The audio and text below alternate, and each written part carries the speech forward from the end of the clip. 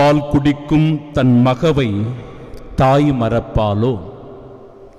கருத்தாங்கினவள் தன் பிள்ளை மீது இரக்கம் காட்டாதிருப்பாளோ? இவர்கள் மறந்திடினும் நான் உன்னை மறக்கவே மாட்டேன். நம் ஆண்டவராகிய இயேசு கிறிஸ்துவின் அன்பும் அருளும் அமைதியும் மகிழ்ச்சியும் உங்கள் அனைவரோடும் என்றும் இருப்பதாக.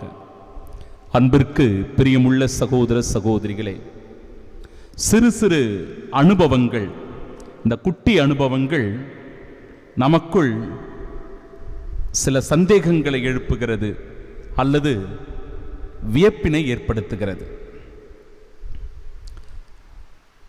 எனக்கு தெரிந்த ஒரு குடும்பம் என்னை சந்திக்க வந்திருந்தார்கள். அவர்கள் அப்படி வருகிற போது என்னுடைய இடத்தில் பல காகங்கள் எல்லாம் ஒன்றாக சேர்ந்து கரைந்து கொண்டிருந்தன. கத்திக்கிட்டே இருந்துச்சு. ரொம்ப நேரமாக அது சத்தம் போட்டுக்கிட்டே இருந்தது கூட்டமாக. ஏன் அது அப்படி கத்திட்டு இருக்கு அப்படின்னு அவங்க வந்தவங்க என்கிட்ட கேட்டாங்க. அப்போ வெளியே நின்று போய் பார்த்தோம். பார்த்தால் ஒரு காகம் ஒன்று இறந்து போயிருந்தது. இறந்து போயிருந்த அந்த காகத்தை சுற்றி வட்டமிட்டு கொண்டு கூச்சலிட்டு கொண்டிருக்கிறது அந்த காகங்கள் எல்லாம். இன்னொரு நாள் ஒரு கிராமத்திற்கு சென்றிருந்தேன். அப்படி போற வழியில ஒரு மாடு அப்படியே கண்ணீரோடு இருந்துச்சு. அது கண்ணில் அப்படியே நிறைய கண்ணீர் வழிந்து வழிந்து இருந்தது. அப்போ அங்கிருந்து அந்த பெரியவர்கிட்ட கேட்டேன், ஏன்பா இந்த மாடு ஏன் இப்படி மிகுந்த கண்ணீரோடு இருக்கிறதே அப்படின்னு கேட்டேன். அதற்கு அவர் சொன்னார், இது கண்ணு போட்டுச்சு. கண்ணு போட்ட உடனே அதனுடைய குட்டி இறந்து போயிடுச்சு. அப்பவே இறந்து போயிடுச்சு. அதனால் இந்த சில நாட்கள் இது இப்படி வருத்தத்தோட சோகத்தோடு இருக்குது. ஒரு முறை என்னுடைய 2 வீலர் பைக் எடுக்கிறதுக்காக நான் போனேன். அப்படி போகும்போது கீழே ஒரு பூச்சி, இறந்து போன அதனுடைய இனமாக இன்னொரு பூச்சியை சுமந்து கொண்டு அப்படியே இழுத்துக்கிட்டு போகுது. அப்படியே இழுத்துக்கிட்டே போகுது. என் அன்பு சகோதர சகோதரிகளே, நான் சொன்ன எல்லாவற்றிற்கும் ஒரு ஒற்றுமை இருப்பதை பார்க்கிறோம். ஒன்றின் மீது இன்னொன்றுக்கு இருக்கிற ஈர்ப்பு, அன்பு. பால் குடிக்கும் தன் மகவை தாய் மறப்பாளோ? கருத்தாங்கினவள் தன் பிள்ளை மீது இரக்கம் காட்டாதிருப்பாளோ? இவர்கள் மறந்திடனும் நான் உன்னை மறக்கவே மாட்டேன் என்கிறார் ஆண்டவர். செய்தி உங்களுக்கு தெளிவாக புரியும் என நம்புகிறேன். ஒருவேளை இந்த உலகம் நம்மை கைவிட்டு விடலாம், நம்மை பெற்றவர்கள் கூட நம்மை மறந்து விடலாம், நம் உடன் பிறந்தவர்கள் நமக்கு எதிராக செயல்படலாம், நம் நண்பர்கள் கூட துரோகிகளாக மாறலாம். எது எப்படி இருந்தாலும் உன்னை படைத்தவர், உன்னை மீட்டவர் உனக்காக எல்லாவற்றையும் செய்ய காத்திருக்கிறார். அவர்தான் நம் ஆண்டவர் இயேசு கிறிஸ்து. நான் உன்னை விட்டு விலகுவதும் இல்லை, உன்னை கைவிடுவதும் இல்லை என்று சொல்லி நம்மை அரவணைக்கின்ற தெய்வமாக, நம்மை தேற்றுகின்ற இறைவனாக, நமக்கு ஆறுதல் தருகிற இறைவனாக, நம்பிக்கை ஊட்டுகிற இறைவனாக நம் ஆண்டவர் இருக்கின்றார். அதைத்தான் தெளிவாக சொல்லுகிறது இறை வார்த்தையின் அன்பு சகோதர சகோதரிகளே.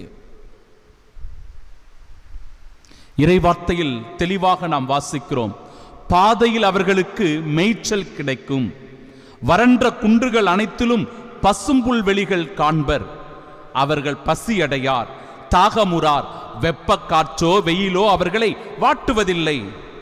ஏனெனில் அவர்கள் மேல் கருணை காட்டுபவர் அவர்களை நடத்தி செல்வார். அவர் அவர்களை நீரூற்றுகள் அருகே வழி நடத்துவார். என் மலைகள் அனைத்தின் வழியாக நான் அவர்களை அமைப்பேன், என் நெடுஞ்சாலைகள் அனைத்தும் உயர்த்தப்படும் என்கிறது இறைவார்த்தை. எல்லா சூழ்நிலையிலும் இறைவனுடைய அன்பு நம் மீது வெளிப்படுகிறது. அவர் நம் மீது காட்டுகிற அக்கறை மேலும் மேலுமாக வலுப்பெற்றுக் கொண்டே இருக்கிறது. அதனால் தான் பதிலுரை பாடல் அழகாக சொல்லுகிறது, ஆண்டவர் இரக்கமும் கனிவும் உடையவர். இரக்கமும் கனிவும் உடையவர். எவ்வளவு அற்புதமான வார்த்தையை பாருங்க. நிறைய பேரை நாம் அன்பு செய்யறதா சொல்லுவோம், இரக்கம் காட்டுவதா சொல்லுவோம், கனிவோடு நடந்து கொள்ள வேண்டும் என்று சொல்லுவோம். ஆனால் உண்மையான அன்பும் உண்மையான கனிவும் இரக்கமும் நம்மிடத்தில் இருக்கிறதா? உண்மையான அன்பு இறைவனுடைய அன்பு, அவரிடத்திலிருந்து வருகிற இரக்கம் உண்மையுள்ள இரக்கம். அது நம்மீது கொண்ட அன்பினை வெளிப்படுத்துகிறது. அதைத்தான் இன்றைய நற்செய்தி வாசகம் தந்தைக்கும் மகனுக்கும் இடையே இருக்கின்ற உறவினை பற்றி அழகாக சொல்லுகிறது. தந்தையாம் கடவுள், மகன் ஆண்டவர் இயேசு கிறிஸ்து, இவர்களுக்கு இடையே இருக்கின்ற உறவு நிலை ஒரு உன்னதமான பரஸ்பரமான உறவு நிலை. தந்தையினுடைய திருவுளத்தை முற்றிலுமாக நிறைவேற்றுபவராக மகன் ஆண்டவர் இயேசு கிறிஸ்து இருக்கிறார். அதனால் தான் இந்த உலகத்திற்கு வந்தார். மனு உரு எடுத்து வந்ததனுடைய நோக்கம் அது. இந்த உலகம் பாவத்தில் இருப்பதை உணர்ந்து தன் ஒரே மகன் வழியாக இந்த உலகத்தை அவர் மீட்பதற்கான திட்டம் தீட்டி ஆண்டவர் இயேசு கிறிஸ்து மனிதனாக இந்த உலகத்தில் பிறக்கிறார். வார்த்தை மனு உருவானார், நம்மிடையே குடிகொண்டார். இறைவனுடைய திருவுளம். அந்த திருவுளத்தின்படிதான் ஆண்டவர் இயேசு கிறிஸ்து இந்த உலகத்தில் பிறந்து நற்செய்தியை பறைசாற்றுகிறார். தூய ஆவியினுடைய வல்லமை அவர் மீது இறங்கி வர வலுப்பெறுகிற அவர், திடம் கொள்ளுகிற அவர் ஆண்டவருடைய வார்த்தைகளை பல்வேறு இடங்களில் சென்று அறிவிப்பதை பார்க்கிறோம். இறை ஆட்சியை இந்த உலகத்தில் கட்டி எழுப்புவதை பார்க்கிறோம்.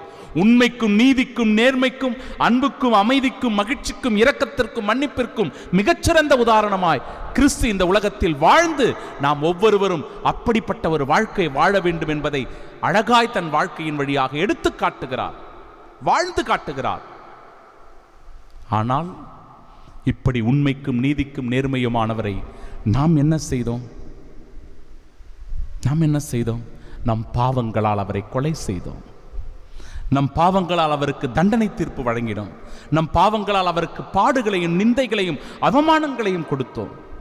அதை பற்றி சிந்திக்கத்தான் இந்த தவக்காலம். என் அன்பு சகோதர சகோதரிகளை, சிந்தித்து பார்ப்போம். தாயினும் மேலான அன்பு நம் ஆண்டவருடைய அன்பு.